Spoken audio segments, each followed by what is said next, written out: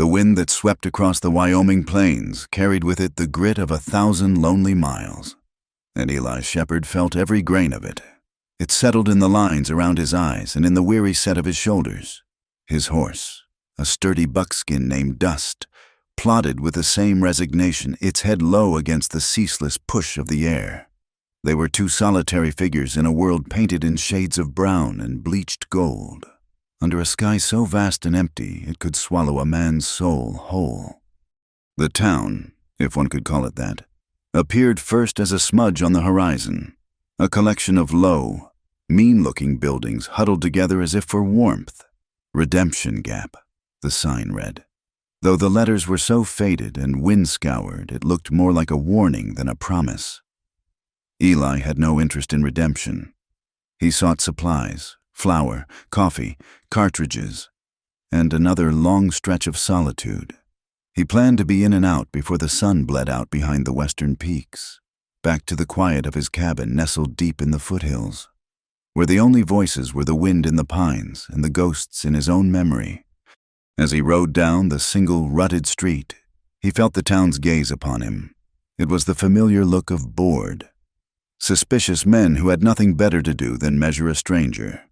He ignored them, his attention fixed on the faded paint of the general store.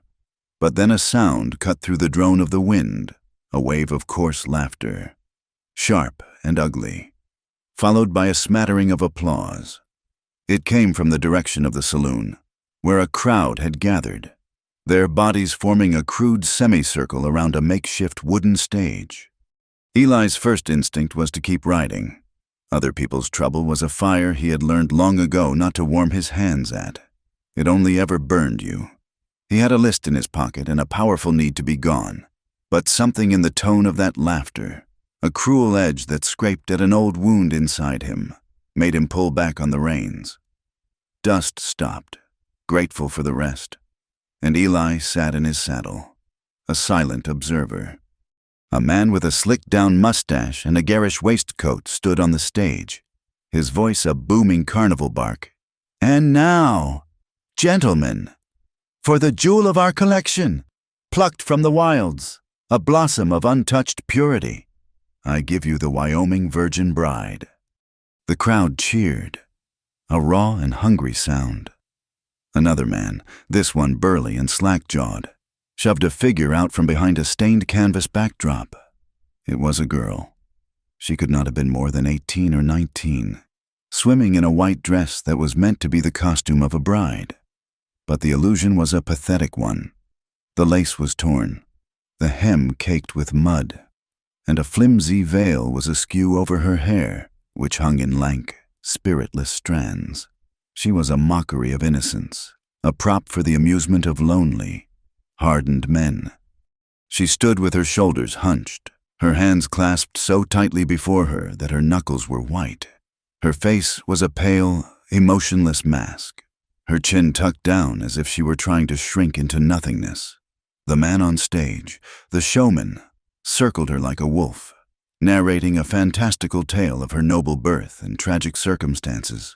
All of it lies designed to make the spectacle more tantalizing.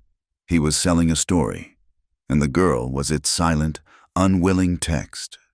Eli felt a cold knot tighten in his gut. This was not just a show, it was a violation, slow and public. He had seen much in his life, the casual cruelty of nature and the calculated cruelty of men, and had learned to build a wall around his heart to withstand it. But as he watched the girl endure the leering eyes and jeering comments, a crack appeared in that wall. He saw not the character the showman was selling, but the broken person beneath the tattered costume. He was about to turn Dust and ride away, to force the image from his mind. When she lifted her head, perhaps she felt the weight of his stare, or perhaps it was a random, desperate search for a single face in the crowd that was not laughing. For a fleeting second, her eyes met his. They were the color of a stormy sky just before the rain, a deep and haunted gray. But it was not their color that struck him. It was their emptiness. He had seen that look before, in the eyes of a trapped coyote chewing its own leg off to escape a snare. It was the hollow gaze of a creature that had given up all hope of rescue, that was simply waiting for the end. Yet, beneath that hollow resignation, buried so deep it was almost invisible, was something else. A flicker, a silent, desperate plea that asked for nothing and expected less, but pleaded all the same. It was not a cry for help. It was the quiet, agonizing question of a soul wondering if it was still visible to the world at all. The connection lasted no more than a heartbeat, but it unsettled him to his core. The wall inside him did not just crack, it crumbled. The ghosts he kept so carefully locked away began to stir. He saw another face, another pair of eyes, full of life and love, just before the light went out of them forever. He clenched his jaw, the leather of his reins groaning under the pressure of his grip. The handler, the burly man, grabbed the girl's arm to spin her around for the crowd. She flinched but did not move quickly enough to please him. His face twisted in annoyance. "Move, girl!" he snarled, and his open palm cracked across her cheek. The sound was sharp and final. Cutting through the noise of the crowd, a few men winced, but no one moved. The girl's head snapped to the side, and a faint red mark began to bloom on her pale skin. She did not cry out. She simply closed her eyes, her body trembling almost imperceptibly, as if absorbing the blow into the vast, silent reservoir of her pain. Eli did not think. He did not weigh the consequences or consider the odds. The part of him that he thought had died on a burned-out homestead years ago, the part that protected, that defended, that stood for something, rose up like a tide. He swung his leg over the saddle, his boots hitting the dusty ground with a solid thud. He moved through the crowd with a purpose that parted the men before him. They saw the look on his face, the hard set of his jaw and the cold fire in his eyes. And they stepped aside. The showman, Silas Blackwood, faltered in his speech as Eli approached the stage. The burly handler, Jed, turned, his expression a mixture of surprise and belligerence. Eli stopped at the edge of the stage, his gaze fixed on Jed. He did not raise his voice. He did not need to. The quiet authority in his tone was more powerful than any shout. "You will not touch her again," he said. Jed scoffed, flexing his thick hands. "And who are you to tell me what to do? She's ours, bought and paid for." "I said," Eli repeated, his voice dropping even lower, becoming as cold and sharp as winter ice. "Do not touch her again." He took a step forward, intending to climb onto the stage. "Now hold on there, Mr." A new voice, wheezing and uncertain, joined the fray. The town marshal, a portly man with a sweat-stained hat and a tin star pinned crookedly to his vest, pushed his way to the front. His name was Haddon, and he wore his authority like an ill-fitting coat. "This ain't your affair.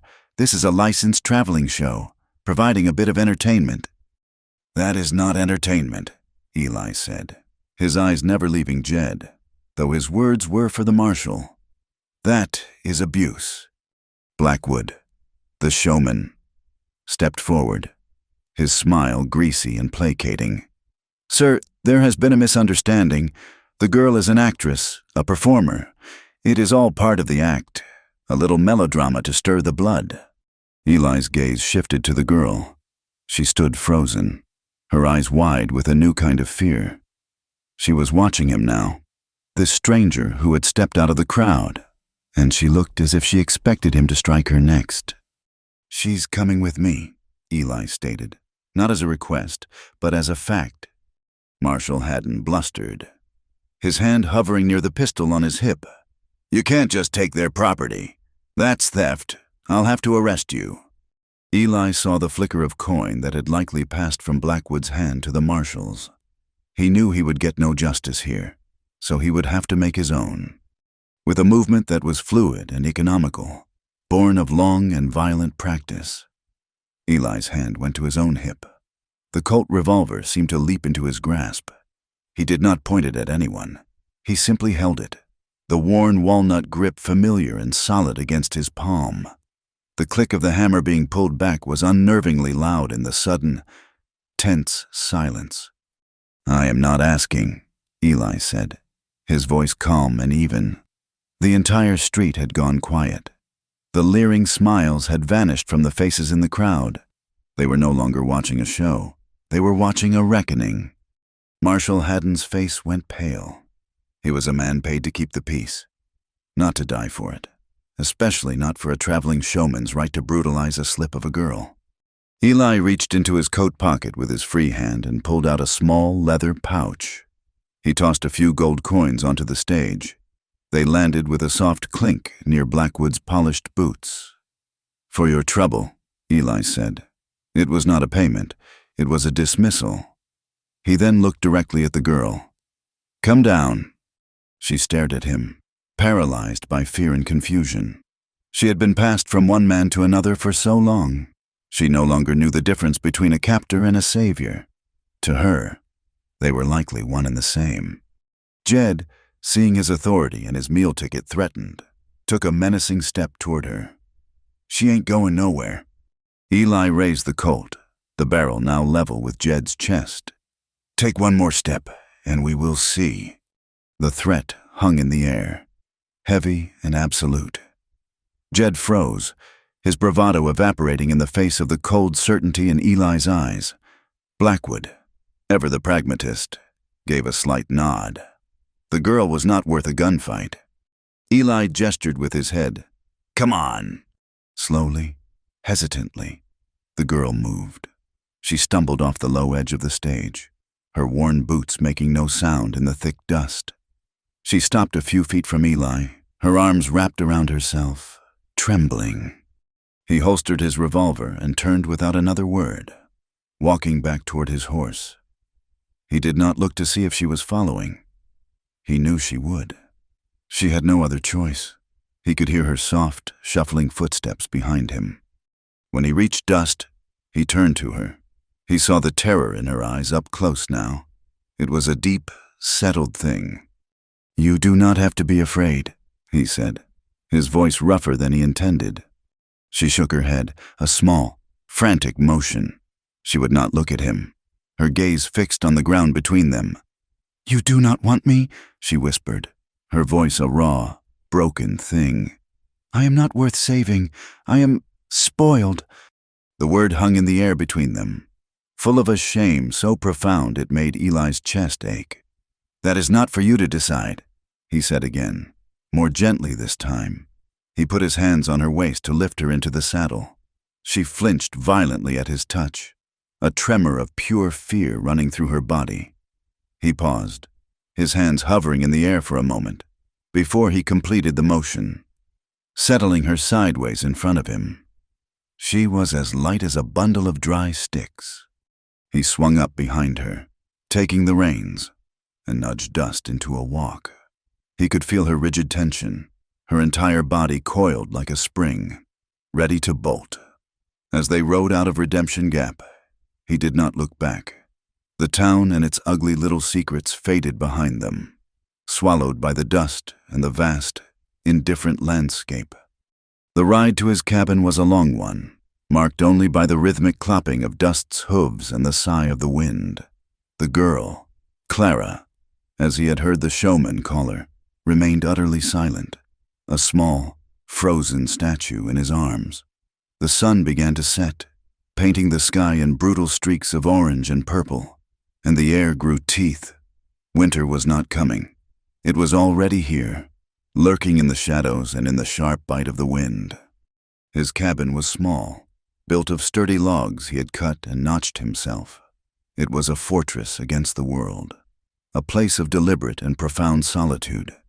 A curl of smoke rose from the stone chimney, the last embers of his morning fire. Inside, it was sparse and clean. A narrow bed was built into one wall. A stone hearth dominated another, and a rough-hewn table with a single chair stood in the center. It was the home of a man who expected no company. He slid off the horse and reached up for her. She avoided his hands, scrambling down on her own, stumbling as her feet hit the ground. She stood by the horse, shivering, her arms still wrapped around her middle as if holding herself together. "Go inside," he said, his voice gruff as he began to unsaddle Dust. "There's a blanket by the fire." She hesitated, her eyes darting from him to the dark doorway of the cabin, as if weighing which was the greater threat. Finally, the cold decided for her. She slipped inside. When Eli entered a few minutes later, carrying a load of firewood, he found her standing exactly where he had left her, just inside the door. She had not taken the blanket. She had not moved toward the fire. She looked like a lost spirit, adrift in a world she did not understand. He said nothing, simply moving past her to build up the fire. The flames caught, licking at the dry wood, and soon a welcome warmth began to push back the encroaching chill. He filled a pot with water and set it on a hook over the fire to heat, then opened his saddlebags and took out a parcel of dried jerky and a hard biscuit. He set them on the table. "Eat," he said, not looking at her. He busied himself checking his rifle, the familiar motions of oiling the action and checking the breech giving his hands something to do. He could feel her watching him, her gaze a tangible weight on the back of his neck. After a long silence, he heard a small sound. He glanced over his shoulder. She had moved to the table and was nibbling at the biscuit with the tentative delicacy of a starving mouse. He turned back to his work, giving her the privacy of his back. The silence stretched, filled only by the crackle of the fire and the howl of the wind outside. He finished with the rifle and leaned it against the wall. He took the blanket from his bed and walked over to her. He did not try to put it around her, knowing she would shy away from his touch. Instead, he simply draped it over the back of her chair. She watched him, her gray eyes wide and uncertain. The firelight flickered across her face, softening the harsh lines of fear and exhaustion. For the first time, he saw the girl she might have been, before the world had taken its toll. He intended to take his own blanket and sleep on the floor by the hearth, to give her the bed and as much space as the small cabin would allow. He turned to do just that when he heard the scrape of her chair. He stopped, his back to her. He heard a soft rustle of fabric, a faint, hesitant sound. He turned slowly, a question on his lips, and the words died in his throat. She stood by the table, her back to the fire. Her hands were at the collar of the tattered white dress. With trembling, mechanical fingers, she was unfastening the first small button. Her eyes were fixed on him, but the hollow, empty look was back. It was a look of pure, dead-eyed resignation. She was preparing to pay a debt, to offer the only currency she had been taught she possessed. A wave of profound sadness washed over Eli, so powerful it almost buckled his knees. It was not anger or pity, but a deep, sorrowful ache for the innocence that had been so brutally stolen from her. This was the lesson life had taught her. Kindness from a man always came at a price, and this was how it was paid. He moved before she could undo another button. He crossed the small space between them in 2 long strides, his movement swift but not aggressive. He did not look at her exposed collarbone or the pale skin of her throat. He deliberately looked away, his gaze falling on the rough log wall just past her shoulder, granting her a dignity that she was in the process of surrendering. He reached out and gently but firmly closed his hand over hers, his fingers, calloused and strong from years of hard labor and harder living, wrapped around her small, trembling ones, stilling their sorrowful work. She froze, her entire body going rigid. She stared at his hand covering hers, then up at his averted face, her expression a maelstrom of confusion and fear. He kept his gaze fixed on the wall, his voice low and soft, barely more than a whisper against the sound of the rising wind. "No," he said, "you do not owe me anything." His fingers did not let go. He held her hand, not in passion, not in anger, but in a gesture of simple, solid reassurance. It was an anchor in the storm of her life, a silent promise that here, in this place, the old rules did not apply. He could feel the frantic, bird-like flutter of her pulse against his thumb. For a long moment, they stood there, locked in that strange, chaste embrace, a man looking away to protect a woman's honor, and a woman so broken she had forgotten she had any left to protect. Outside, the first flakes of snow began to fall, fat and heavy from a bruised-looking sky. They landed without a sound, covering the hard, unforgiving ground in a blanket of pure, unblemished white. The wind picked up, shrieking around the corners of the cabin, piling the snow into drifts against the door. The world was disappearing. There was only the fire, the howling wind, and the two of them, trapped together in the vast, wild, and isolating heart of the Wyoming winter.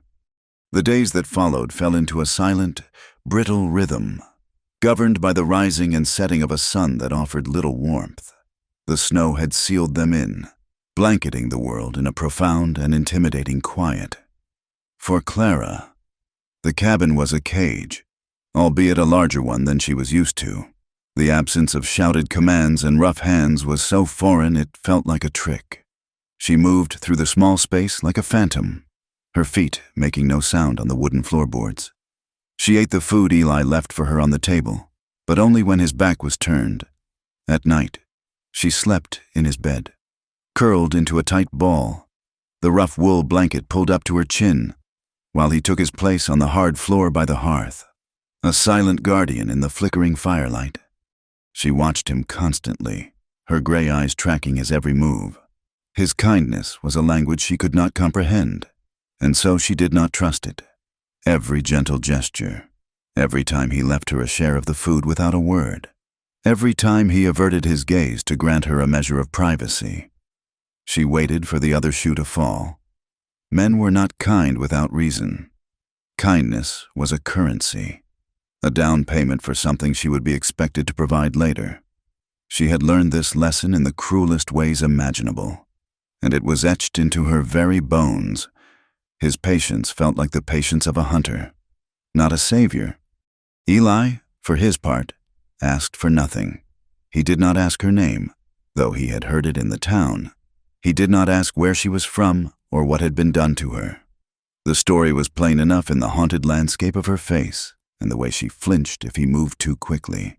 He understood that questions were a form of trespass, and her soul was a territory that had been brutally invaded too many times. So he gave her the one thing he had in abundance: space. He rose before dawn, tended to his horse, chopped wood with a steady, rhythmic swing of his axe, and moved with a quiet purpose that seemed designed to reassure her that the world, at least within these four walls, was predictable and safe. He was a man accustomed to solitude, but this was a different kind. It was a shared silence, heavy with her fear and his own carefully buried grief. He battled his own demons in that quiet, sometimes, when he was looking out the window at the endless expanse of white. His focus would drift, the howl of the wind would fade, and he would be standing in another place, under a different sky. He was 24 again, and the sun was warm on his back. The air smelled of freshly turned earth and wild roses.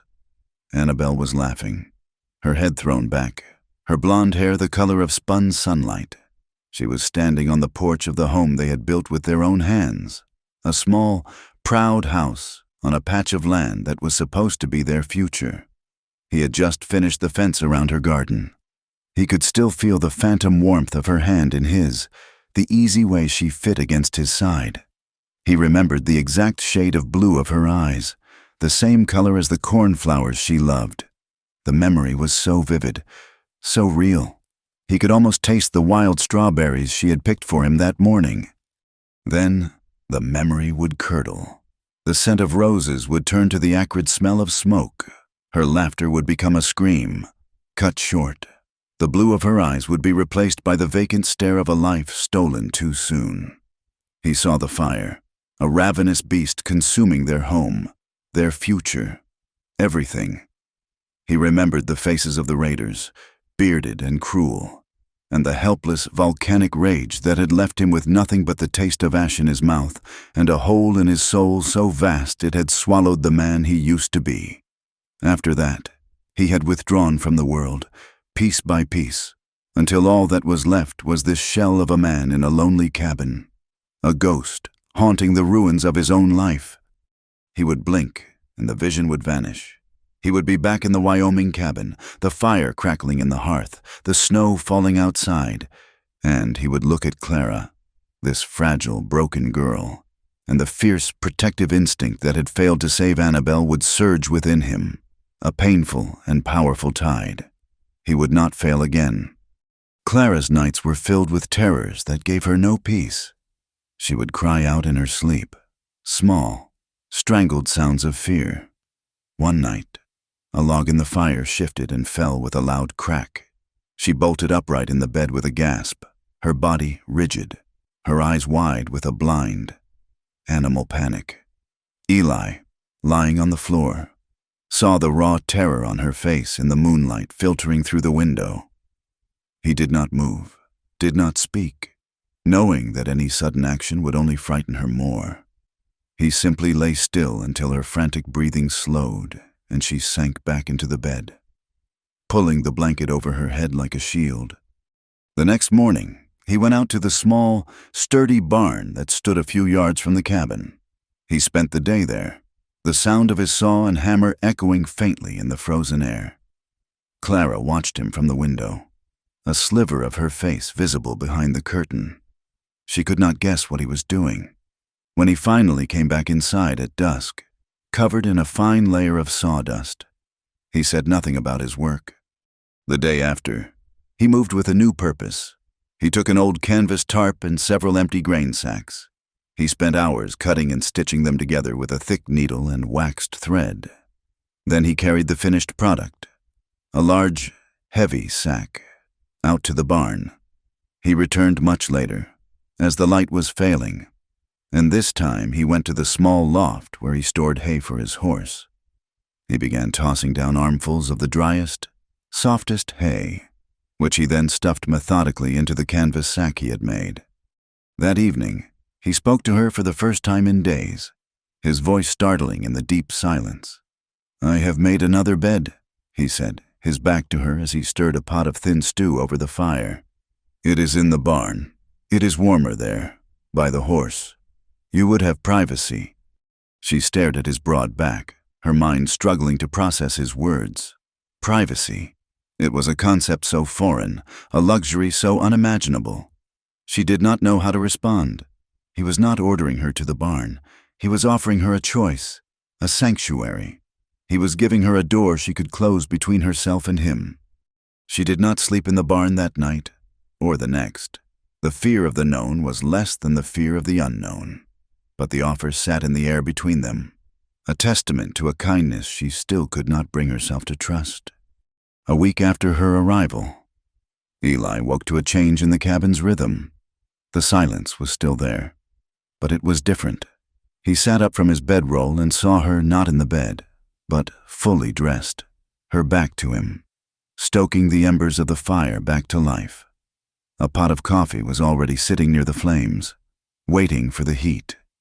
He remained quiet, watching. When the fire was steady, she slipped out the door into the pre-dawn gloom. He got up and went to the window. In the pale gray light, he could see her small figure moving toward the chicken coop. She unlatched the door, scattered the handful of feed he kept in a nearby bucket, and collected the 3 eggs the hens had laid. She moved with a quiet efficiency, as if she had been doing these chores her whole life. When she returned, she placed the eggs on the table and retreated to her corner, her task complete. She had not looked at him once.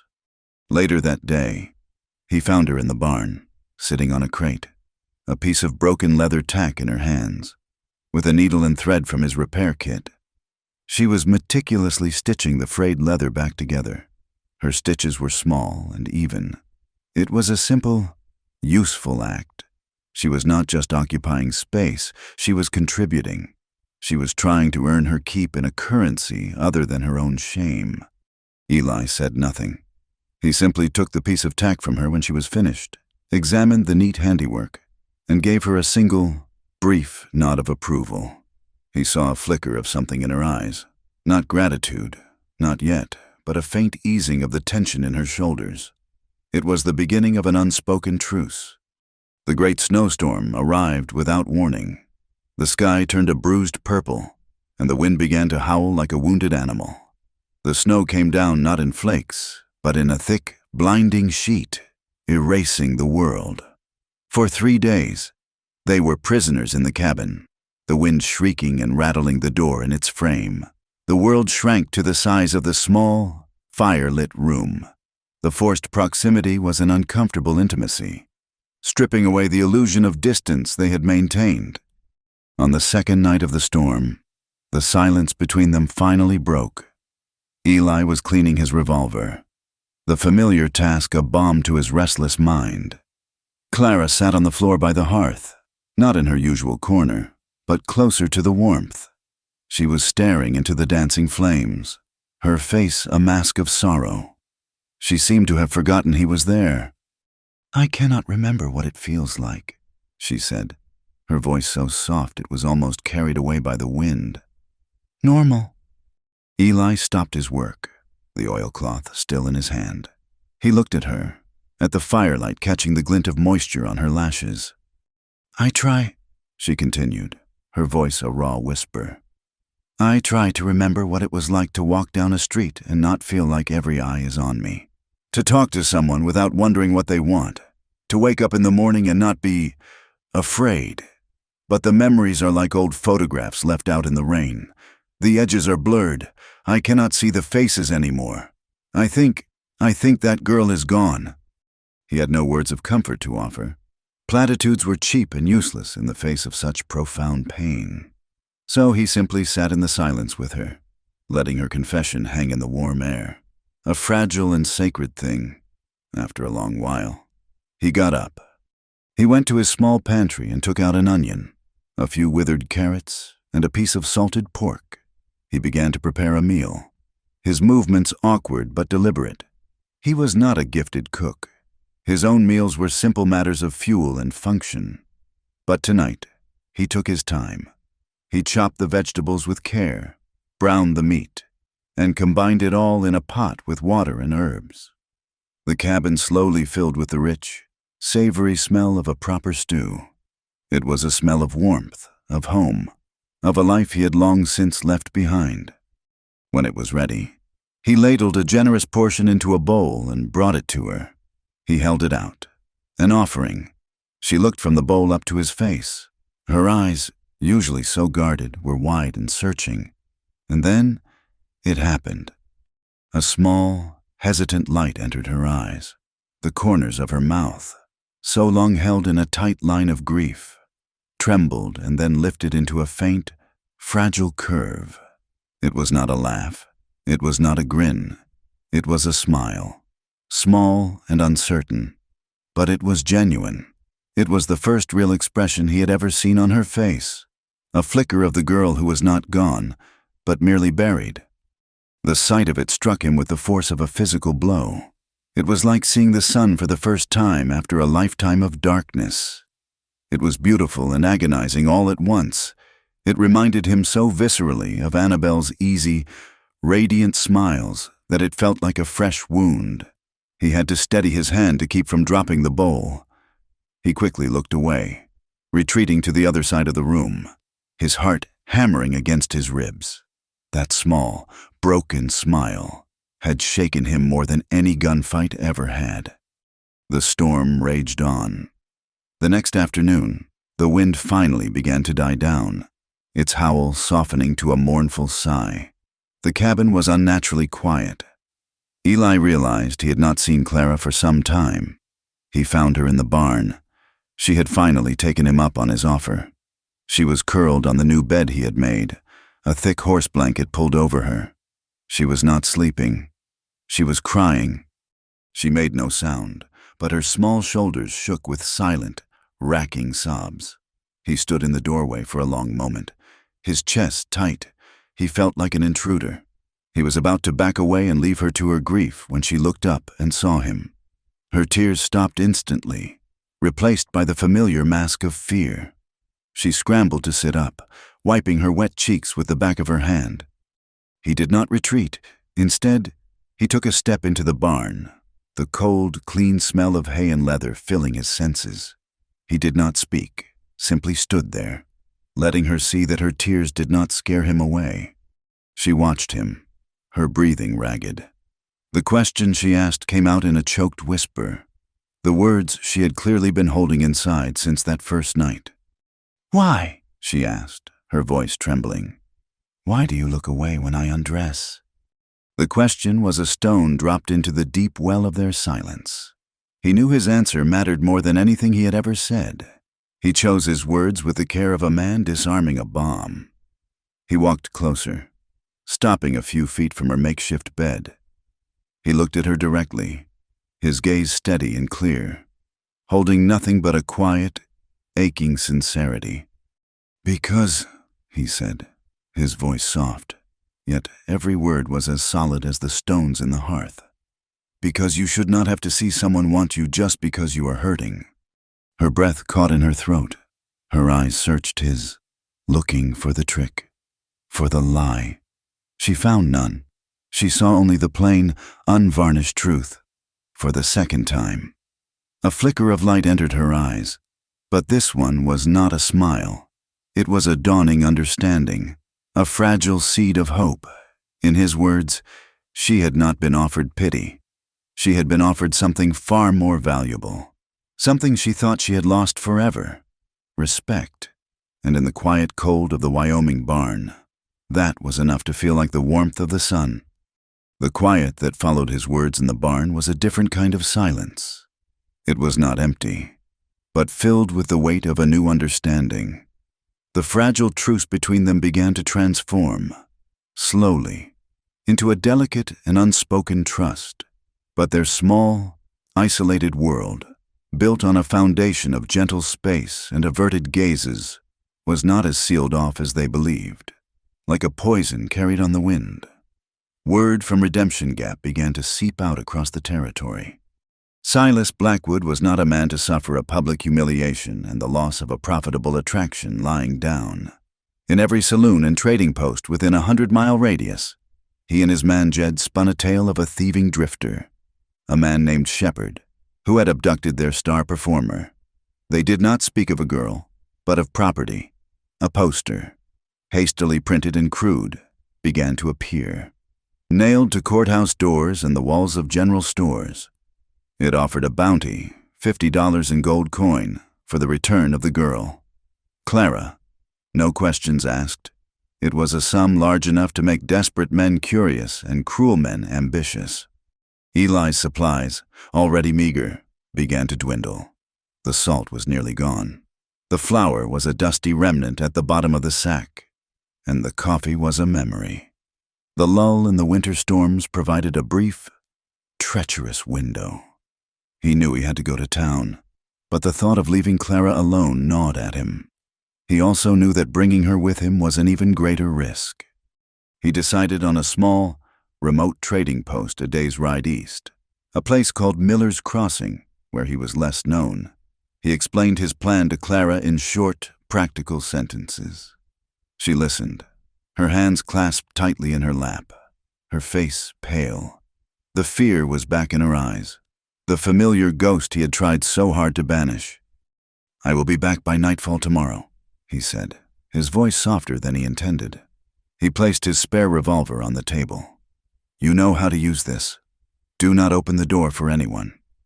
She nodded, her eyes fixed on the weapon. She looked small and terribly vulnerable. The urge to stay, to barricade the door and face whatever came, was a powerful current pulling at him. But starvation was a slower, more certain enemy than Blackwood's men. He had to go. The ride to Miller's Crossing was cold and bleak. The landscape was a study in gray and white, the sky a lid of hammered pewter.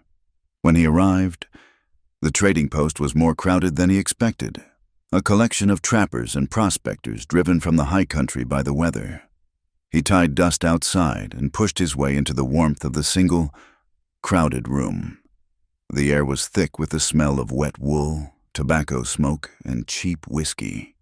He felt the eyes on him as he made his way to the counter. They were the familiar, calculating glances of men who measured a stranger by the quality of his horse and the wear on his gun belt. He ignored them, giving his list to the balding, weary-looking proprietor. As he waited, he drifted near the pot-bellied stove, soaking in the warmth. It was there he heard the conversation that turned his blood to ice. Two men, their faces grizzled and their clothes smelling of the trail, were talking in low, rough voices. But in the close confines of the room, their words carried, "$50 is $50, the first one said, spitting a stream of tobacco juice that sizzled on the stove. And Blackwood said the girl is with some fella holed up in the foothills west of Redemption Gap. A loner.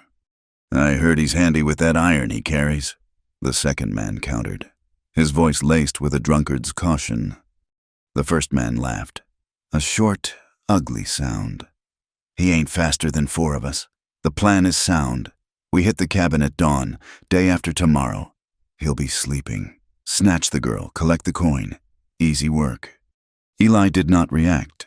He stood as still as a stone, his face an unreadable mask. But inside, a cold fury was building. He heard the proprietor call his name. He calmly collected his supplies, paid his coin, and walked out of the trading post. The moment the door closed behind him, he was moving. He threw the sacks of flour and coffee over Dust's back, his movements economical and swift. He was no longer a man running an errand. He was a man in a race against death. Just as he was swinging into the saddle, the sky, which had been threatening all day, opened up. The wind rose with a sudden, vicious snarl, and the air filled with a blinding swirl of fresh snow. A blizzard. He cursed under his breath, but it did not slow him down. He pulled his hat low, wrapped his scarf over the lower half of his face, and urged Dust into a desperate, lunging gallop, heading back into the teeth of the storm. The ride home was a nightmare. The wind howled, driving the snow into a horizontal wall of white that stung his exposed skin and made it impossible to see more than a few feet ahead. He navigated by instinct, by the feel of the land beneath his horse's struggling hooves. Dust was a good horse, strong and sure-footed, but the deep drifts and the punishing wind were taking their toll. Eli leaned low over the animal's neck, whispering words of encouragement, his own breath freezing in the air. The world was reduced to the screaming wind, the burning cold, and the singular, desperate thought that drove him onward. Clara. He rode through the night, a frozen specter in a white and roaring hell. By the time he saw the faint, welcoming glow of the lamp in his cabin window, he was staggering with exhaustion, his body a single, aching block of ice. He almost fell from the saddle. He stumbled to the door and pushed it open, bringing a swirl of snow and wind into the warm room. Clara was on her feet in an instant, the revolver he had left her clutched in both hands, its barrel trembling but aimed at the door. When she saw him, a gasp of relief escaped her lips, but it died when she saw the look on his face. He was covered in snow, his eyebrows and mustache caked with ice, but it was his eyes that frightened her. They burned with a grim, urgent fire. "We have to leave," he said, his voice raw and hoarse. He slammed the door shut against the storm. "Now." He did not have to explain. She saw the truth of their situation in his exhaustion and his urgency. She began to move, her fear a cold knot in her stomach, but her hands were steady, while he packed what little food they had, along with ammunition and blankets, into saddlebags. She gathered her few meager possessions, the mended tack, a spare blanket, the worn dress she had arrived in. "They are coming for you," he said, his back to her as he worked. "They have offered a bounty. They think you are property to be reclaimed." He did not want to frighten her, but she needed to know the full measure of the danger they were in. She stopped, her hands frozen on a folded blanket. "Then you should leave me," she whispered, the old shame and self-loathing creeping back into her voice. "You can get away. I will only slow you down." He turned then and crossed the room to her. He took the blanket from her hands and put his hands on her shoulders. His touch was firm, not gentle, demanding her attention. "Listen to me," he said, his voice low and intense. "We are in this together. I am not leaving you. That is not a choice." She looked up at him, her eyes swimming with unshed tears. For the first time, she did not flinch from his touch. She saw the absolute certainty in his face, the unwavering resolve, and in that moment, she made a decision. She would not be a burden. She would not be helpless cargo. "I will not be the reason you die," she said, her voice small but fierce. "I will help." A flicker of respect, of admiration, entered his eyes. He gave her a single, sharp nod. "Good. We leave at dawn, as soon as the storm breaks enough to see." Their journey began in the cold, gray light of a world reborn in white. They rode north into the unforgiving teeth of the mountains. The going was brutal. The trail, where it existed at all, was buried under deep snow. They forged their own path through a world of jagged rock and frozen pines, the silence broken only by the crunch of dust's hooves and the ceaseless whisper of the wind. The cold was a physical entity, a predator that gnawed at them, seeping through their clothes and sinking into their bones. Food was scarce. They survived on handfuls of jerky and hard biscuits, a diet that offered sustenance but no comfort. Clara never complained. She rode behind him, her small frame wrapped in every blanket they could spare, her face raw from the wind. When they had to dismount to lead the horse through a particularly treacherous pass, she struggled through the deep snowdrifts without a word, her determination a silent, stubborn flame. Eli watched her, his respect for her growing with every difficult mile.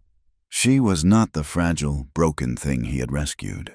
She was a survivor, forged in a fire he could only imagine, and her spirit, though battered, was made of tempered steel.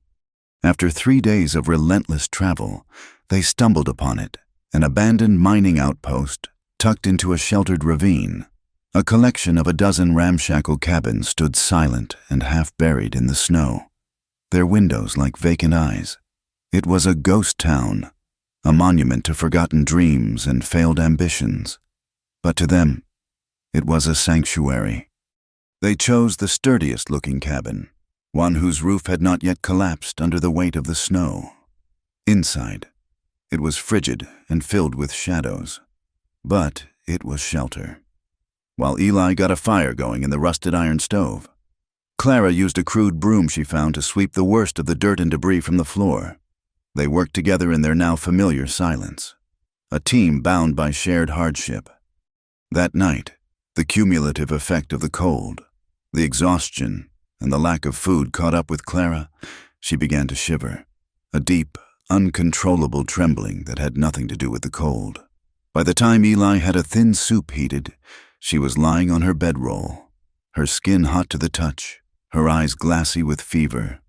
A new kind of fear, sharp and cold, pierced through Eli's exhaustion. Here, in this desolate place, a fever could be a death sentence. He piled every blanket they had over her. He melted snow in a pot and tried to get her to drink, but she could barely swallow. He bathed her face and wrists with a cloth dipped in the cold water, a desperate, futile attempt to bring the fever down. She drifted in and out of consciousness, muttering words he could not understand. She was trapped in a fever dream, reliving horrors he could not see. She cried out, her hands reaching for something that was not there. He sat by her side all night, a helpless sentinel in the flickering firelight, the vast, lonely silence of the mountains pressing in on him. In the darkest hour, just before dawn, she grew still. Her muttering ceased. He leaned over her, his heart in his throat, fearing the worst. Her eyes opened, but they were unfocused, looking through him. "Eli?" she whispered, her voice a dry rasp. It was the first time she had said his name. The sound of it, spoken in that broken, feverish whisper, undid him. He reached out and took her hand. It was small and burning hot in his own.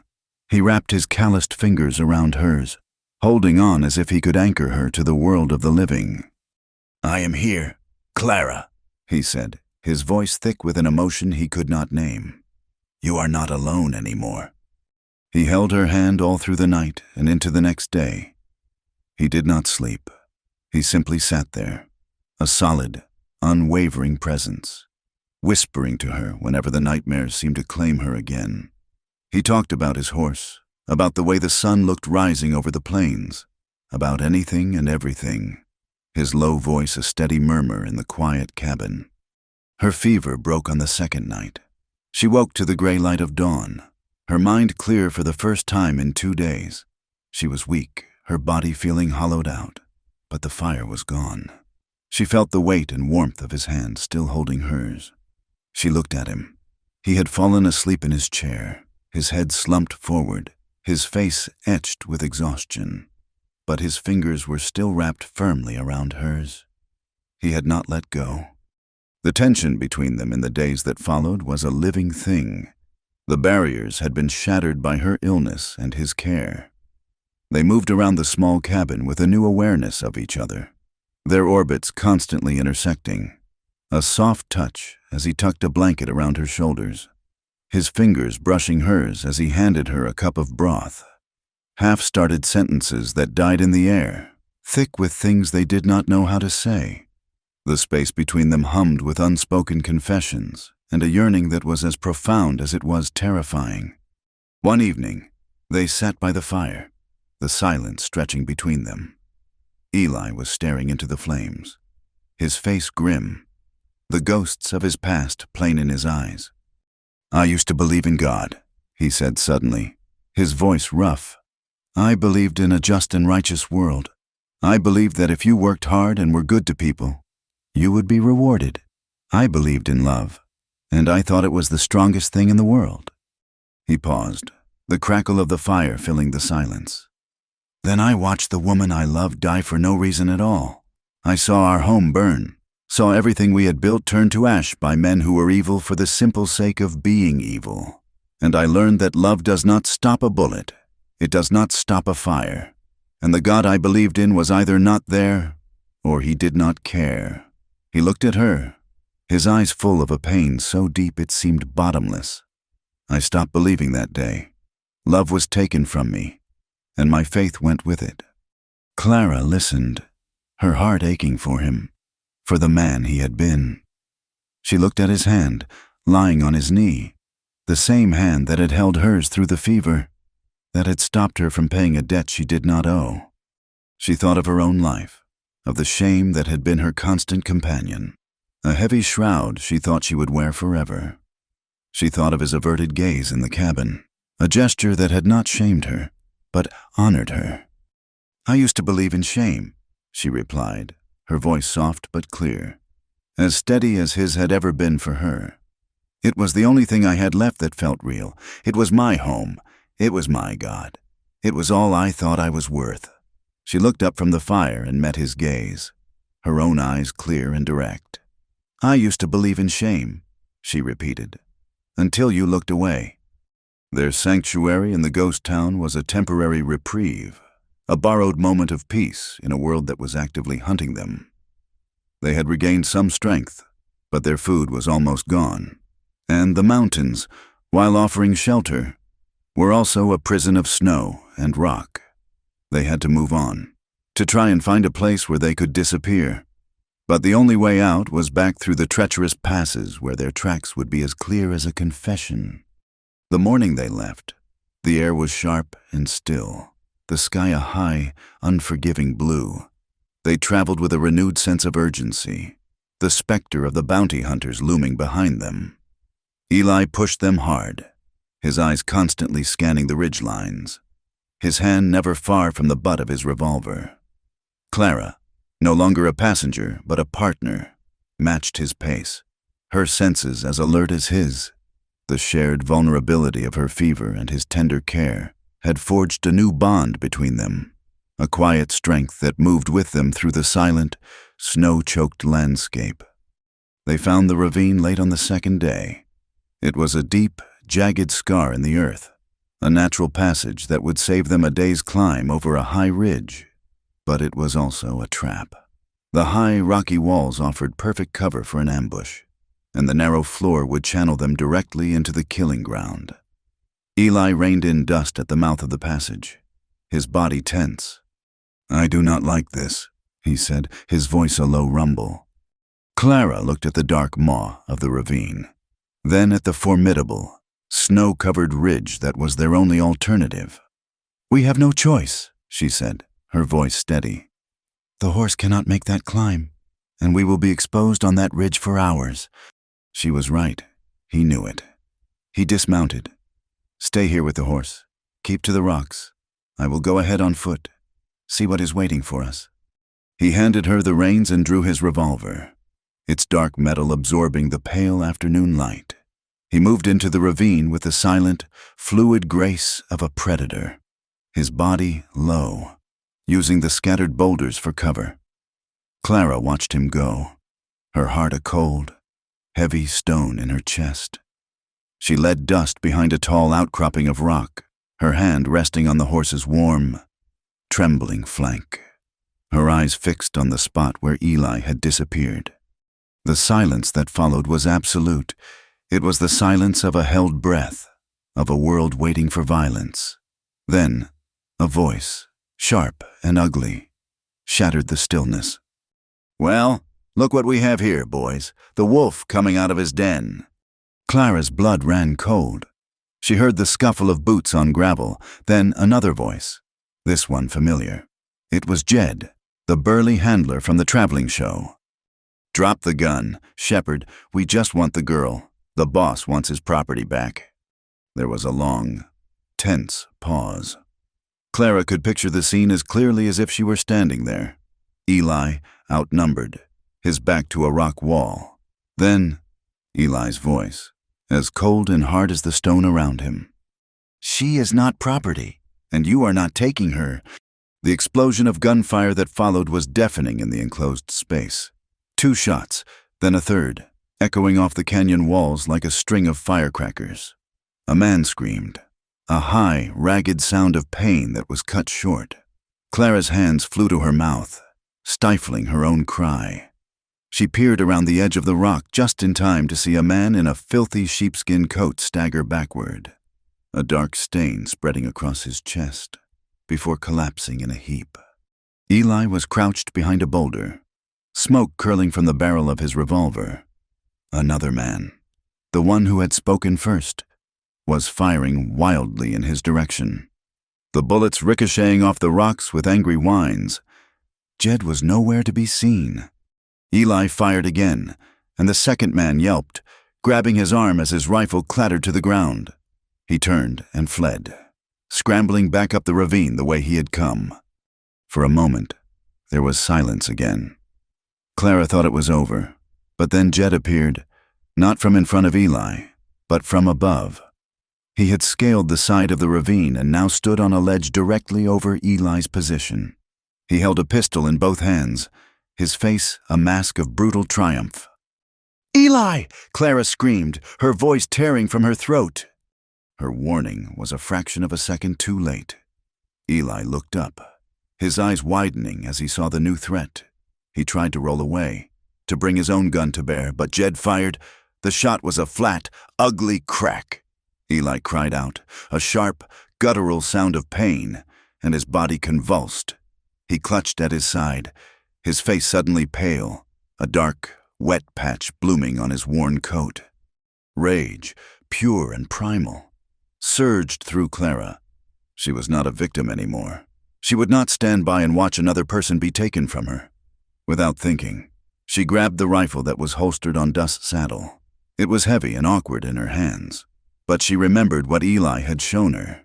She braced it against the rock, took aim at the figure on the ledge, and pulled the trigger. The rifle bucked against her shoulder, the recoil a brutal shock. She did not know if she had hit Jed, but her shot had the desired effect. He yelped in surprise and ducked back, the opportunity for a second. Killing shot lost. It was the opening Eli needed. Despite his wound, he pushed himself to his feet, stumbled out from behind the boulder, and began to run, not back toward her, but deeper into the ravine, away from the fight. "Clara, the horse! Run!" he yelled over his shoulder, his voice strained with pain. Jed began firing again from the ledge, the bullets kicking up dust around Eli's staggering feet. Clara did not hesitate. She grabbed Dust's reins and ran, pulling the horse along, her heart hammering against her ribs. She caught up with Eli as he leaned against the canyon wall, his face ashen, his hand pressed tight against his side. Blood was seeping through his fingers. "We have to keep moving," he gasped. "They will come after us."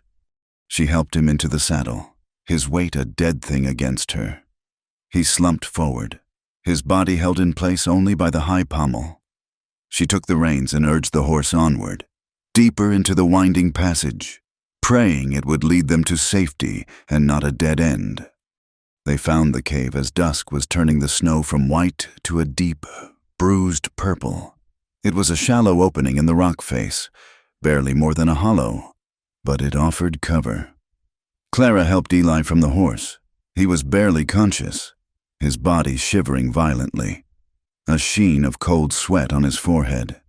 She eased him to the ground inside the cave, his back against the cold stone wall.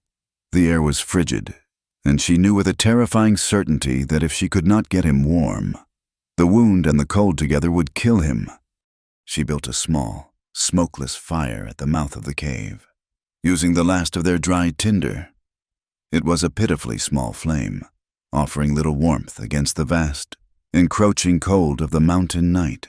She took off her own coat and laid it over him, but he was still shivering, his teeth chattering uncontrollably. She looked at him, at his pale, still face in the flickering firelight, and a desperate resolve took hold of her. She remembered stories she had heard from old trappers of how to survive a blizzard when you were caught out in the open. There was only one way. Her hands trembled as she began to unbutton her dress. The movements were hesitant, ghosts of another time, another purpose. But this was different. This was not an act of shame or payment. This was an act of preservation, of love. She undressed quickly in the biting cold, her skin rising in goose flesh. She lay down beside him on the hard, frozen ground, pulling the rough blankets and their coats over both of them. She pressed her body against his, wrapping her arms around him, trying to force the warmth from her own skin into his. His body was frighteningly cold, his shivering violent against her. She held him tighter, her cheek against his chest, feeling the faint, shallow beat of his heart. She lay there for what felt like hours, a human shield against the killing cold. Slowly, almost imperceptibly, his shivering began to subside. The violent tremors lessened, replaced by a deep, steady cold. She could feel a faint warmth beginning to return to his skin, a fragile victory against the night. In the faint light of the dying fire, her hand rested on his chest. Her fingers traced the faint, silvery lines of old scars she found there, remnants of a life of hardship and violence. But there was another, deeper one, a puckered mark near his heart. She knew, with an instinct she could not explain, that this was a different kind of wound, one that had scarred his soul as much as his body. She leaned closer, her lips brushing against his ear, and whispered into the cold darkness, her voice thick with an emotion she was only just beginning to understand. "I am not afraid of broken things." He did not stir, but she felt a subtle shift in the rhythm of his breathing, as if her words had reached him somewhere deep inside, in the place where he was fighting his own battle against the darkness. When Eli woke, it was to a world of pain. His side was a single, throbbing ember, and his head felt thick and heavy. For a moment, he did not know where he was. He was in a cave, a fire was smoldering nearby, and he was covered in blankets. Then the memory of the ravine, the gunshots, the searing pain, came flooding back. He pushed himself up on one elbow, a groan escaping his lips. He was alone. "Clara?" he called out, his voice a raw croak. There was no answer. A fear colder than the wind seized him. He struggled to his feet, his wounded side screaming in protest. He grabbed his revolver, which she had laid beside him, and stumbled out of the cave. The world was a blinding expanse of white, the morning sun sharp on the new snow. He saw her tracks leading away from the cave, toward a small thicket of pines a few hundred yards away. She had gone for firewood. He started toward the thicket, his initial relief quickly souring into a new and more terrible fear. This was wolf country. They were desperate in the winter, and she would be no match for a hungry pack. He pushed himself faster, his boots sinking into the deep snow, every step an agony. He heard them before he saw them, a low, guttural growl that made the hair on his arms stand up. He rounded a large boulder and froze. There she was. She stood near the edge of the trees, a small bundle of firewood clutched in her arms. She was surrounded. A pack of 5 timber wolves, their bodies lean and hungry, their yellow eyes fixed on her, had formed a silent, menacing circle around her. But Clara was not screaming. She was not crying or trying to run. She stood perfectly still, her back against a pine tree, the firewood held in front of her like a fragile shield. Her face was pale, but her expression was one of profound and eerie calm. She simply stared back at the wolves, her gaze as steady and unblinking as their own. It was the calm of someone who had faced far worse monsters and had nothing left to fear from mere animals. The sight of her, so small and so defiant, broke something open in Eli's chest. He raised his revolver, his hand surprisingly steady. He did not aim to kill. A wounded wolf was a dangerous thing, and he did not want to incite a frenzy. He fired into the snow just in front of the largest wolf, the alpha. The shot was a flat, sharp crack in the morning stillness. The wolf yelped and jumped back. The snow kicked up by the bullet stung its face. The pack, their courage broken by the sudden, unexpected violence of the gunshot, scattered. They melted back into the trees, leaving only their tracks behind. Eli stumbled forward, his legs suddenly weak with relief. He reached her and, without a word, took the firewood from her arms and dropped it in the snow. Then he pulled her into his embrace, his arms wrapping around her with a desperate, protective force. For a moment, she was stiff, her body rigid with shock. Then, the dam of her composure broke. A great shuddering sob escaped her, and she buried her face in his coat, her small hands clutching the thick fabric. She wept, not with the silent, broken tears he had seen before, but with deep, ragged sobs of fear and relief. "I did not want to be helpless again," she choked out between sobs, her words muffled against his chest. "The fire was almost out. You were so cold. I just wanted to be useful." He held her, stroking her hair, his own eyes burning. "I know," he whispered, his voice thick. "I know." He picked her up as if she weighed nothing and carried her back to the cave, back to the fragile safety of their fire. That night, the unspoken thing that had been growing between them finally found its voice. He lay on his bedroll, his wound cleaned and bandaged with a strip of cloth from her petticoat. She sat beside him, tending the fire. The shared brush with death had stripped away all pretense, leaving only a raw and undeniable truth. She turned to him, her face illuminated by the soft, dancing light of the flames. Her gray eyes were clear and deep, searching his. "What do you want from me, Eli?" she asked, her voice a quiet breath in the vast silence of the cave. It was the question that had haunted her from the very beginning, the question her entire life had taught her to fear. He looked at her, at the strength and the sorrow and the incredible, stubborn beauty in her face. He reached out and took her hand, his fingers lacing through hers. "Just this," he replied, his voice soft but unwavering. He brought her hand to his lips and pressed a gentle kiss to her knuckles. "Your hand in mine," he said, looking up to meet her gaze, "and the truth in your eyes." Her breath hitched. This was the answer she had never dared to hope for, an answer that spoke not of bodies and debts, but of souls and connection. A single tear traced a path down her cheek, but this time, it was not a tear of sadness. She leaned forward, her movements slow and deliberate, a question in her eyes. He gave a small, almost imperceptible nod, a silent granting of permission. She closed the small space between them and kissed him. It was a hesitant, gentle kiss, a kiss of discovery and profound relief. What followed was not a clash of passions, but a quiet, reverent exploration.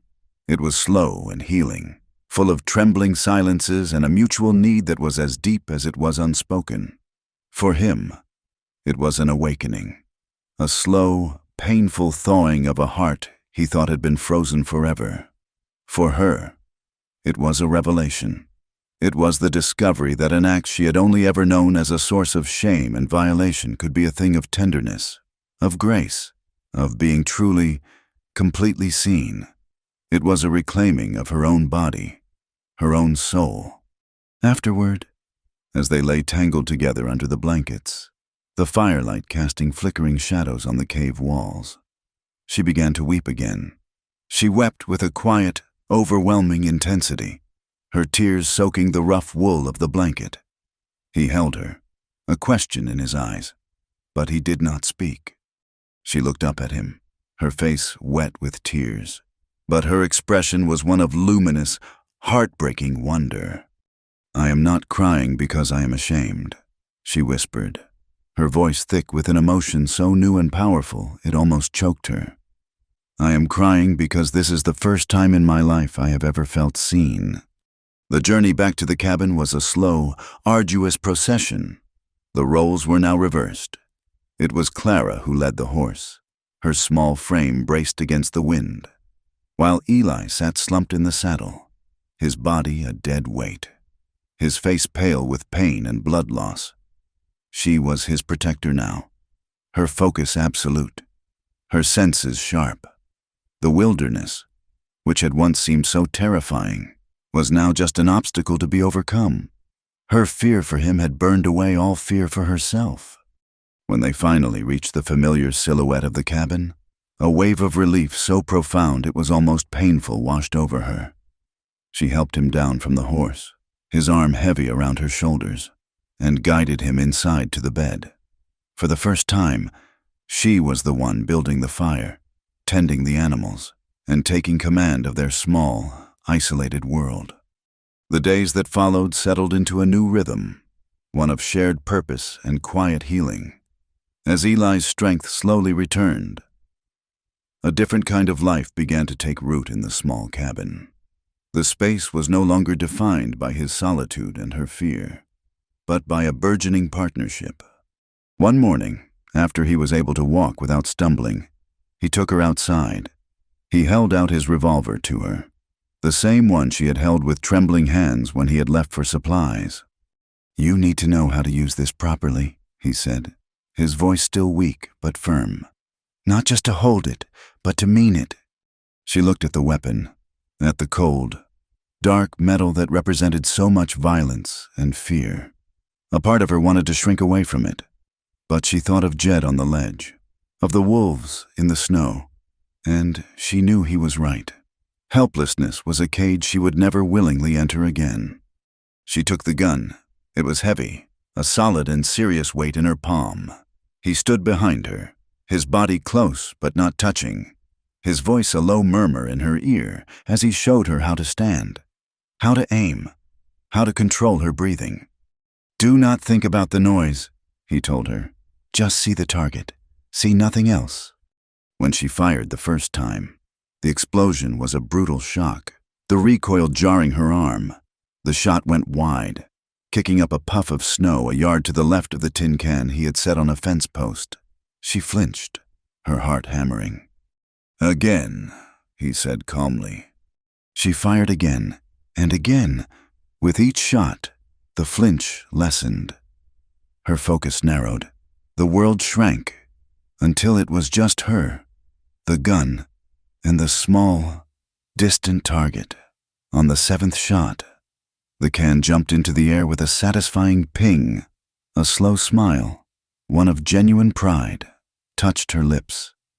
She looked back at him, and he gave her a small, approving nod that made her feel warmer than the fire ever had.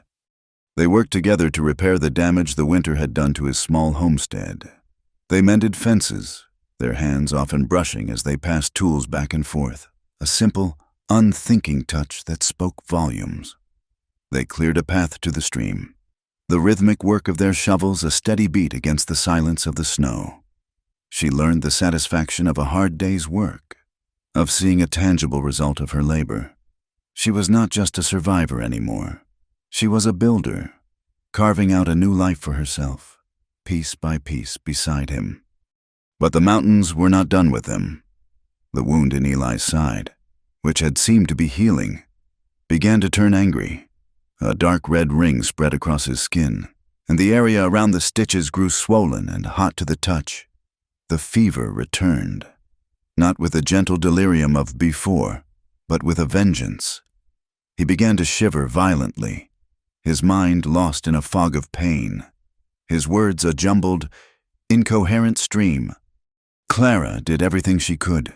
She bathed the wound with boiled water, she forced broth between his lips. She piled blankets on him to fight the chills, but the infection was a poison, spreading through him. And she knew with a sickening certainty that she was losing the fight. There were herbs, medicines, a knowledge that she did not possess. There was only one place to find that knowledge: Redemption Gap. The thought of returning to that town, of walking down that street where she had been paraded and mocked, filled her with a terror so profound it made her physically ill. The faces of the laughing men, the sneer on Silas Blackwood's face, the dead-eyed stare of the marshal, they were all waiting for her there. To go back was to risk everything, to walk directly into the hands of the men who had put a price on her head. She looked at Eli, his face pale and slick with sweat, his breathing shallow. He had walked into that same town, into that same hostile crowd, and faced them down for her. A stranger. He had not hesitated. She would not hesitate now. Her love for him was a fire that burned hotter than her fear. She dressed in the warmest clothes they had, saddled dust with hands that were surprisingly steady, and leaned down to kiss Eli's hot forehead. "I will be back," she whispered, a promise to him and to herself. The ride was a frantic, desperate race against time. She pushed the horse harder than she ever had before, the frozen landscape a blur around her. When she finally saw the smudge of Redemption Gap on the horizon, her stomach clenched into a tight, painful knot. She pulled her hat low, trying to obscure her face, and rode into the town that had been the site of her deepest humiliation. The town was quiet, the street mostly empty under the cold afternoon sun. Still, she felt a dozen pairs of eyes on her as she dismounted in front of the small building with a faded sign that read, Dr. M. Albright, physician and surgeon. She took a deep breath and pushed the door open. The man inside was old, with a fringe of white hair and weary, cynical eyes behind spectacles. He looked up from his desk, his expression souring as he recognized her. "What do you want?" he asked, his voice devoid of any warmth. He knew who she was. Everyone in this town knew. "I need your help," Clara said, her voice shaking slightly despite her resolve. "It is the man I am with, Eli Shepherd. He was shot. The wound is infected, and he has a fever." The doctor snorted, taking off his spectacles to polish them with a grubby handkerchief. "And why should I help a man like that? A troublemaker, a thief who steals another man's property." The insult, the casual dehumanization of both her and Eli, struck her like a physical blow. But it did not break her. It ignited a spark of cold, clear anger. She stepped closer to his desk, her chin held high. "He is not a thief," she said, her voice low and clear. "And I am not property. My name is Clara. I was a preacher's daughter from a town in Nebraska. My father died, and my mother and I were left with nothing. We were taken in by a man named Silas Blackwood, who promised us safe passage and work. He lied." She spoke without emotion, her voice a flat, factual monotone that was more chilling than any scream. She told him of the beatings, of the starvation, of the nights she was locked in a wagon, of the degrading acts she was forced to perform, town after town. She spoke of the way the men looked at her, the way Blackwood sold her shame for a few coins. She did not cry. She simply laid the ugly, unvarnished truth on his desk like a medical specimen. When she finished, the room was silent. Doctor. Albright had stopped polishing his spectacles. He stared at her, his cynical gaze faltering, replaced by a look of dawning horror. He was a man of medicine, sworn to heal the body. But in that moment, he felt a profound sickness in the soul of his town. He looked at this young woman, at the quiet dignity that radiated from her, and he felt a deep and abiding shame. He cleared his throat, his own voice rough with an unfamiliar emotion. "Wait here," he said gruffly. He stood and began packing a leather bag with bottles, bandages, and instruments. While he worked, he sent a boy to fetch the marshal.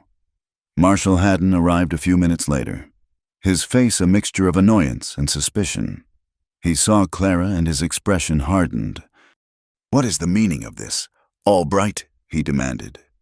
"The meaning," the doctor said, turning from his bag, his eyes burning with a righteous fury the marshal had never seen before, "is that you are a fool, Haddon or worse. This young woman has just told me a story that would curdle milk, a story of abuse and enslavement happening right under your nose. While you were collecting bribes from that snake Blackwood, this girl was living a nightmare. Now the man who saved her is dying because of it. I am going to ride out to his cabin and do my job. I suggest you start doing yours." The marshal paled, stammering a protest, but the doctor cut him off. Under the combined weight of the doctor's fury and the quiet, damning presence of Clara, Haddon's blustering authority collapsed. He looked at Clara, truly looked at her for the first time, and saw not a piece of property, but a human being who had been grievously wronged. The tin star on his chest suddenly felt very heavy. He nodded, a single, sharp motion. "I will open an investigation," he said, his voice barely a whisper. "Immediately." Clara led the doctor back through the twilight, her heart a fragile mix of terror and hope. He worked over Eli for hours, his movements swift and sure.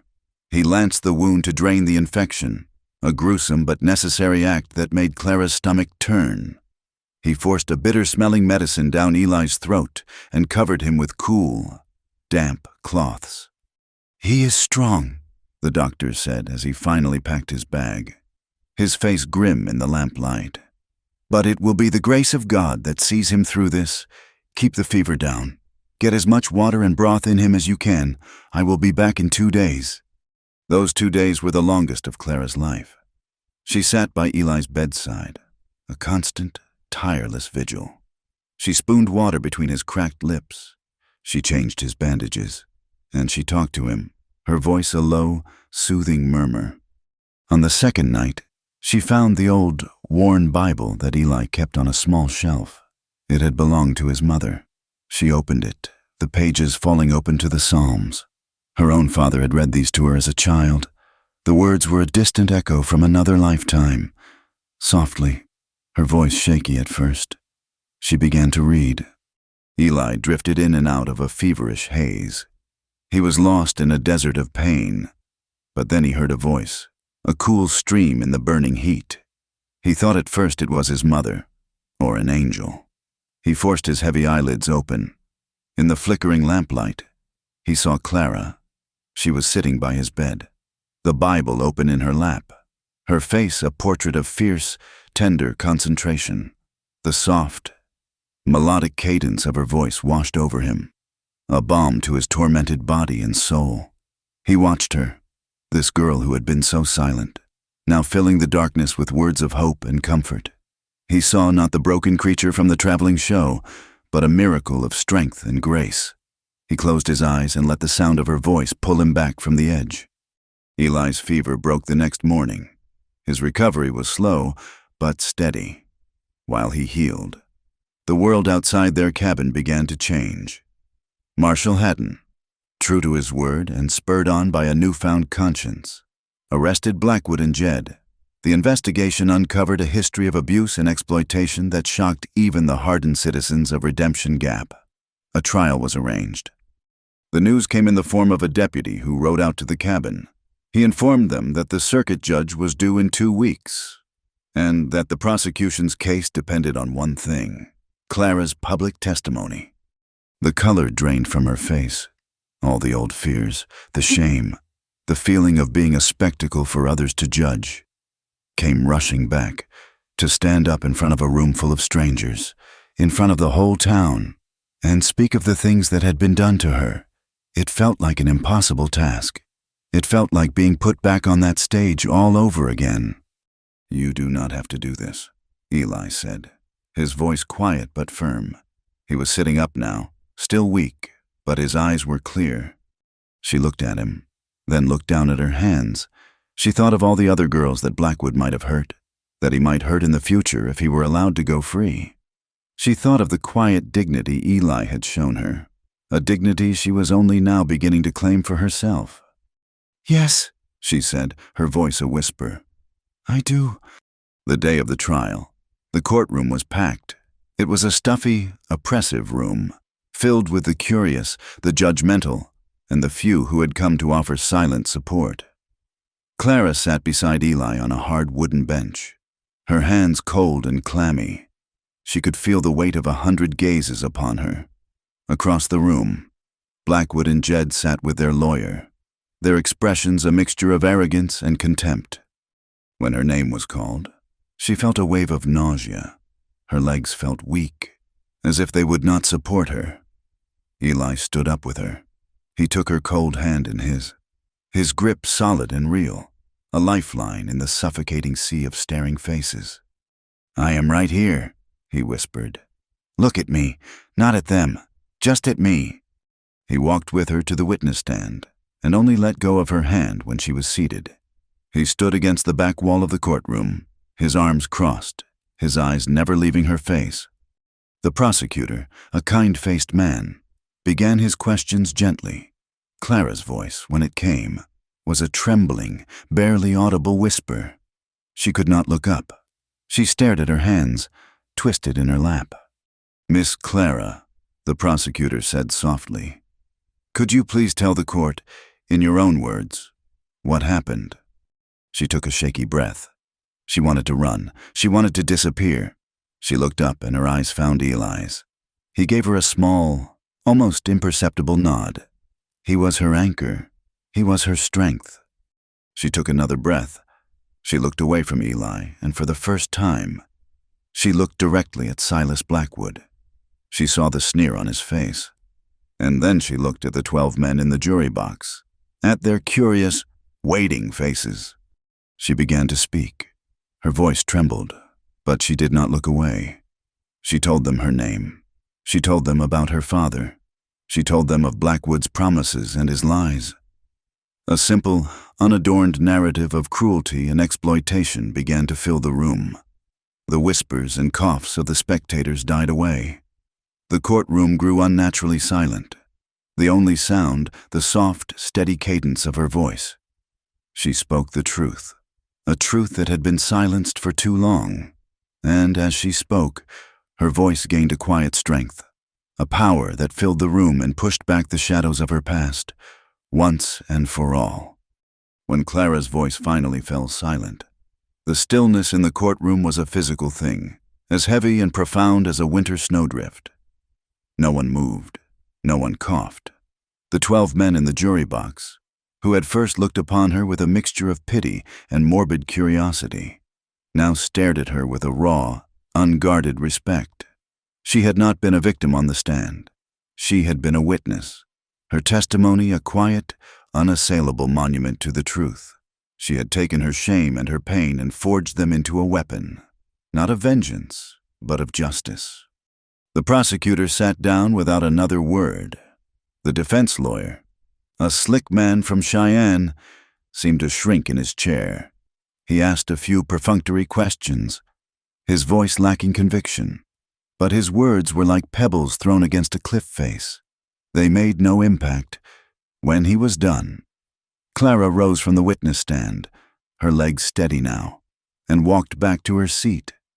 Eli stood as she approached, and as she sat, he took her hand again. His grip was a silent affirmation. a declaration of pride that resonated through her more powerfully than any spoken praise. The jury was out for less than an hour. When they filed back in, their faces were grim and set. The foreman did not look at Blackwood or Jed. He looked directly at Clara as he delivered the verdict. Guilty on all counts. A ripple went through the courtroom. Silas Blackwood's arrogant composure finally shattered. His face turned a mottled red, and he lunged to his feet, a stream of invective pouring from his lips, calling Clara a liar, a harlot, a piece of ungrateful property. 2 deputies restrained him, his own vile words serving as a final, damning confirmation of his character. Jed simply sat there, his face slack, a dumb animal caught in a trap it did not understand. The judge, a stern man with a hawkish nose and a deep sense of the law, sentenced them both to the maximum term the territorial prison would allow, 20 years of hard labor. As they were being led away, Blackwood's eyes, full of a venomous hatred, locked on Clara. She met his gaze without flinching, her own eyes clear and calm, until he was gone. The room began to empty, a buzz of conversation filling the air, as Clara and Eli prepared to leave. Marshal Haddon approached them. He stood before Clara, his hat in his hands, his face a mask of profound regret. He did not look like a man of the law. He looked like a penitent. "Miss Clara," he said, his voice low and heavy with shame. "There are no words to properly express my regret. I failed you. I failed this town. I took that man's coin and I looked the other way. I allowed this to happen. My apology is a poor and useless thing. I know, but you have it, and you have my solemn promise that as long as I wear this star, I will never again mistake convenience for justice." Clara looked at the marshal, at the genuine remorse in his eyes, and saw not an enemy, but another broken man trying to find his way. "Thank you, Marshal," she said, her voice soft. "That is all I could ask for." She had come to town seeking medicine for a physical wound, but in the process, she had begun to heal the soul of the town itself. Life, however, does not move with the clean finality of a judge's gavel. The verdict was a legal fact, but the rumors were a more insidious weed, their roots deep in the soil of gossip and suspicion. As Clara and Eli walked through town to the general store, she could still feel the stares. She could hear the whispers that died as they passed. Some of the women would pull their children a little closer, their face tight with a cruel, self-righteous judgment. The word showgirl was still muttered in shadowed doorways. The stain, though faded, was not entirely gone. But something else had begun to happen. It started with small gestures, quiet acts of kindness that were like the first flowers of spring pushing through a hard, frozen ground. The baker's wife, a stern woman who had previously ignored her, pressed a warm loaf of bread into Clara's hands and refused payment. Her only comment, a gruff, "You look like you could use it," Mr. Henderson, the owner of the general store, gave her a small bag of lemon drops, saying they were good for a sore throat, a tacit acknowledgement of the effort her testimony had cost her. The most significant change came from the church. The old preacher had died, and a new one. A young, earnest man named Reverend Miller had arrived with his wife. They had attended the trial, and Mrs. Miller, a woman with kind eyes and a gentle spirit, sought Clara out. She had heard that Clara was a preacher's daughter, that she was educated. Several of the town's children, particularly the girls from the outlying ranches, could not read or write. "Would you consider teaching them, my dear?" Mrs. Miller asked one afternoon, her hands clasped around a cup of tea in her warm, sunlit parlor. "Just a few hours, twice a week. We could use the church hall." Clara was taken aback. The church had been the center of her old life, a place of safety and community, but she had felt barred from it ever since her family's ruin. To be invited back in, not as a penitent, but as a teacher, a figure of respect, It was a possibility she had not dared to imagine. The old fear, the feeling of being unworthy, pricked at her. "I do not know if the parents would approve," Clara said quietly. "Let me worry about the parents." "Mrs.?" Miller replied with a firm smile. "Goodness is goodness, Clara, and a mind is a terrible thing to waste." And so, Clara began to teach.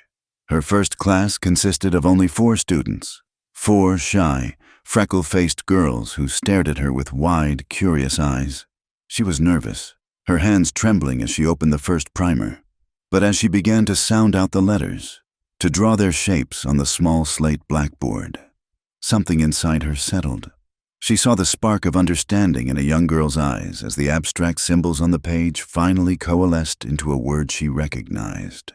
She saw the pride on another's face as she successfully wrote her own name for the first time. In teaching them, Clara was teaching herself. She was reclaiming a part of her identity that had been buried under layers of trauma and shame. She was no longer just the girl from the show. She was Miss Clara, the teacher. She had found a purpose, a quiet, steadying anchor in the turbulent waters of her new life. Her voice, which had once trembled as it spoke of her past, now grew confident and clear as it guided her students toward their future. She and Eli continued to live in his cabin, but the space, once a refuge, now felt too small, too far removed from the life she was beginning to build.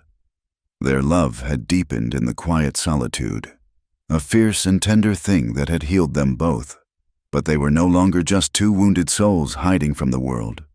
One evening, as they sat on the porch, watching the sun set behind the mountains, the sky a breathtaking canvas of purple and rose, Eli turned to her. His face was serious, his eyes full of a deep and searching love. "Clara," he said, his voice quiet, "you have a place here now. A life. People respect you. You do not need me to protect you anymore. You are free." He paused, and she felt a sudden, cold fear at where his words were leading. "You can go anywhere you want. You could go back east, start over where no one knows you. I want you to know that the choice is yours. I will not hold you here."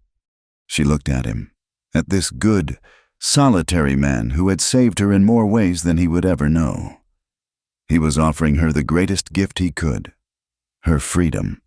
He was willing to return to his solitude, to the company of his ghosts, if it was what she truly wanted. She thought of the life she could have elsewhere, a life of anonymity, free from the whispers and the stares. But she also thought of the kindness of the doctor's wife, of the pride in a young student's eyes, of the solid, unwavering presence of the man sitting beside her. She had been running for so long. She was tired of running. She reached out and placed her hand over his. "I spent years being afraid of being seen," she said, her voice thick with emotion. "I spent my days trying to be invisible. In that courtroom, for the first time, I let people see me, all of me, the good and the bad, the broken and the strong." She met his gaze, her own eyes shining with tears, but they were not tears of sorrow. "I am not running anymore. Eli, I want to stay right here, where I am not afraid to be seen." A slow smile spread across his face, a smile of such profound relief and love that it took her breath away. He lifted her hand to his lips and kissed it. "Then we will need to build a new home," he said simply. They bought a small parcel of land a few miles from town, on a rise that overlooked the open plains but was still close enough to hear the church bells on a clear Sunday morning. It was a perfect balance of his need for quiet and her need for community. They built the house themselves, with the help of a few men from town who respected Eli and had come to admire Clara. They raised the walls log by log, a testament to their shared future. The work was hard, but it was a joyful labor. They were not just building a house, they were building a life. The sound of his hammer was a steady beat, a rhythm of permanence. Her quiet instructions to the men helping them were a sign of her newfound confidence. They were partners, in every sense of the word. They moved in as the first snows of the next winter began to fall. The house smelled of fresh-cut pine and clean linen. It had 2 rooms, a large stone hearth, and windows that let in the vast, open light of the Wyoming sky. It was not a fortress, like Eli's old cabin. It was a home. One night, a heavy snow was falling, muffling the world in a blanket of deep, peaceful silence. A fire roared in the hearth, casting a warm, golden glow across the room. Eli sat in a chair, oiling a piece of leather, the familiar, comforting motions a part of their evening ritual. Clara stood by the fire, her back to him, watching the hypnotic dance of the flames. She felt his gaze on her, a gaze that was no longer just protective, but full of a deep, abiding love and a quiet desire. The shame that had once been her constant companion was a distant ghost, a memory that no longer had the power to haunt her. Slowly, deliberately, she turned to face him. She looked at him, her heart in her eyes, a silent question passing between them. He stopped his work, his hands going still, and simply watched her, his own expression one of quiet reverence. He waited. The choice was hers. It had always been hers. She gave him a small, certain nod. Only then did his gaze allow itself to truly see her. He watched as her hands, steady and sure, went to the buttons of her dress. She did not undress with the mechanical resignation of that first night, nor with the desperate urgency of the night in the cave. She moved with a slow, graceful confidence, a woman completely at home in her own skin, in her own life. She was not offering payment or seeking warmth. She was offering herself, freely and completely. When she was done, she stepped into the warm firelight, the flames kissing her skin. She was beautiful, not just for the lines of her body, but for the incredible strength of the spirit that inhabited it. She walked to him and knelt before his chair. He reached out and gently cupped her face in his hands, his thumbs tracing the line of her cheekbones. His eyes were full of a wonder so profound it almost hurt to see. "You are free now, Clara," he whispered, his voice thick with emotion. "Not just out there." He nodded toward the window, toward the world that had judged and sentenced her tormentors. "But in here, too." He took her hand and placed it flat against his chest, over his own scarred and slowly healing heart. She leaned into his touch, her eyes closing as a single, perfect tear of joy slipped from beneath her lashes. He lifted her into his arms and carried her to their bed. And in the warm, fire-lit silence of the home they had built together, their 2 broken souls, finally and completely, became one. The story ends, but their life was just beginning. You can imagine them in the years that followed, sitting on their porch under a vast, starlit sky, her head on his shoulder, his hand wrapped firmly around hers. A quiet man and a strong woman who had found in the harsh, unforgiving wilderness not just survival, but a love so powerful it had redeemed them both. A love that had begun with a look, been sealed with a touch, and would last until the stars themselves grew cold. His hand in hers, never letting go. Thank you for listening to our story.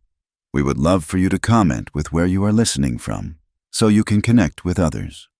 Subscribe to the From Wild West channel, and please share your thoughts with us in English.